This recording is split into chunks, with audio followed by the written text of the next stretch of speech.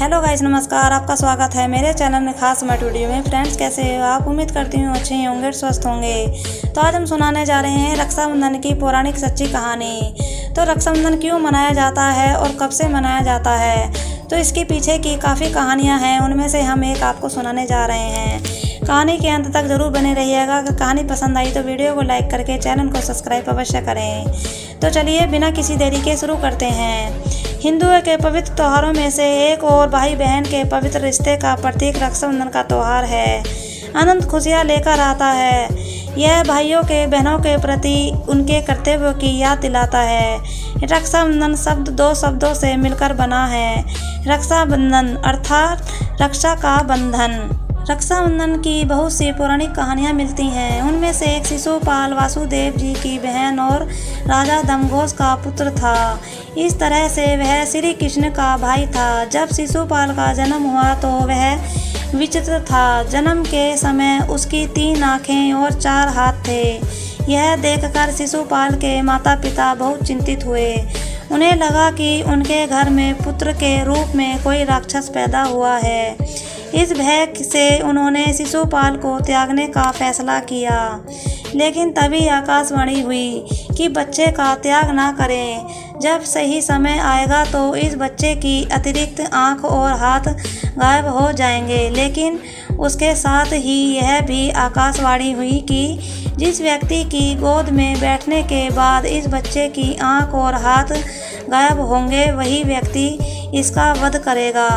आकाशवाणी से शिशुपाल के माता पिता की चिंता तो चली गई, लेकिन उन्हें उसके वध की चिंता सताने लगी। समय तेजी से बीतने लगा। एक दिन कृष्ण अपने पिता वासुदेव जी की बहन यानी अपनी बुआ के घर आए। वहाँ शिशुपाल को देखकर उनके मन में स्नेह जागा और उसे अपनी गोद में बैठा लिया। गोद में बैठाते ही शिशुपाल को अतिरिक्त आँख और हाथ अदृश्य हो गए। तब शिशुपाल को आकाशवाणी याद आ गई। इस घटना के बाद शिशुपाल की माता परेशान हो गई और उन्होंने भगवान श्री कृष्ण से शिशुपाल का वध न करने का वचन लिया। भगवान अपनी बुआ को दुखी नहीं देखना चाहते थे, लेकिन विधि के विधान को वे टाल भी नहीं सकते थे। इसलिए उन्होंने अपनी बुआ से कहा कि वे शिशुपाल की 100 गलतियों को माफ़ कर देंगे, लेकिन 101 भी गलती पर उसे दंड देना ही पड़ेगा। साथ ही उन्होंने बुआ को यह भी वचन दिया कि यदि शिशुपाल का वध करना भी पड़ा तो वध के बाद शिशुपाल को इस जीवन मरण के चक्र से मुक्ति भी मिल जाएगी। एक बार राजसूय यज्ञ के लिए पांडवों ने भगवान कृष्ण को आमंत्रित किया। उनके मेहमानों में से एक श्री कृष्ण के चचेरे भाई शिशुपाल भी थे। इस दौरान शिशुपाल ने भगवान कृष्ण को बहुत अपमानित किया। जब पानी सिर के ऊपर चला गया तो भगवान कृष्ण को क्रोध आ गया। भगवान श्री कृष्ण ने शिशुपाल को खत्म करने के लिए अपना सुदर्शन चक्र छोड़ा, लेकिन शिशुपाल का सिर काटने के बाद जब चक्र भगवान श्री कृष्ण के पास लौटा तो उनकी तर्जनी उंगली में गहरा घाव हो गया। द्रौपदी ने भगवान कृष्ण की उंगली को देखा और अपनी साड़ी से एक टुकड़ा फाड़कर भगवान कृष्ण की उंगली पर बांध दिया। द्रौपदी के स्नेह को देखकर भगवान कृष्ण बहुत प्रसन्न हुए और द्रौपदी को वचन दिया कि वे हर स्थिति में हमेशा उनके साथ रहेंगे और हमेशा उनकी जीवन भर रक्षा करेंगे।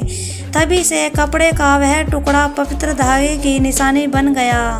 जिसके बाद चौपड़ के दौरान पांडव पंचाली द्रौपदी को हार जाते हैं। सभा के बीच दुशासन द्रौपदी की साड़ी खींचता है। मुसीबत की इस घड़ी में वह अपने भाई श्री कृष्ण को याद करती है। जिसके बाद भगवान श्री कृष्ण चीरहरण के समय द्रौपदी के चीर को बढ़ाकर अपना वादा पूरा करते हैं। ऐसा माना जाता है कि इस घटना के बाद से ही रक्षाबंधन मनाया जाता है।